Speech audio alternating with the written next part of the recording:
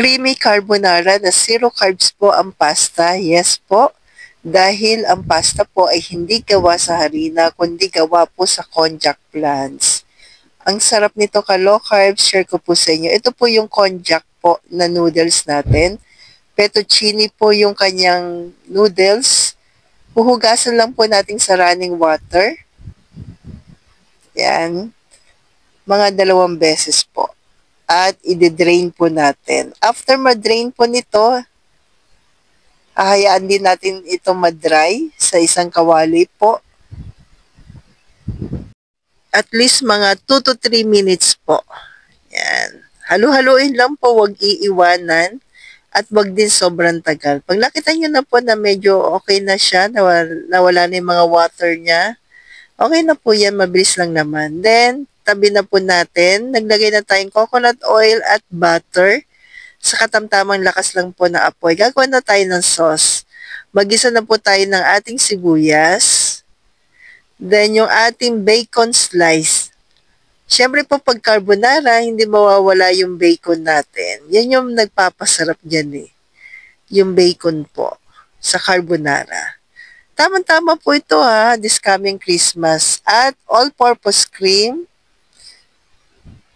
1 pack po yung ginamit ko po dito, mga 250 ml. Pwede ito sa mga special occasion. Then add po tayo ng konting water, konting salt, and konting white pepper po kung meron. Pag wala, pwedeng black pepper, cheddar cheese para pang pa-creamy. Yan, ng grindahan po yan. Keto cheddar cheese ng grindahan. Kayo na pong bahala kung gaano karami po. Then, parmesan cheese din po ng grindahan. Ang sarap ng combination po nito, yung cheddar cheese at parmesan cheese po. Tapos halu-haluin, then tikman na po natin. O di ba po, napakabilis lamang. Hayaan lang natin kumulo ng konti para medyo dumapot lamang po siya. Yan. So, yan na po. Lagay na po natin sa ating noodles. Yan. So, may iba't ibang klase po ito ng noodles sa grindahan. Yung fettuccine, angel's hair. So, yung iba pa po, pili na lang po kayo dyan. Ito na po yung napakasarap na creamy carbonara. Tamang-tama sa mga special occasion, birthday, anniversary, Christmas, New Year, at iba pa. Then, pwede kayo mag-add na lang po ng lechong manok or anumang side po na protina na ilalagay niyo po dito po.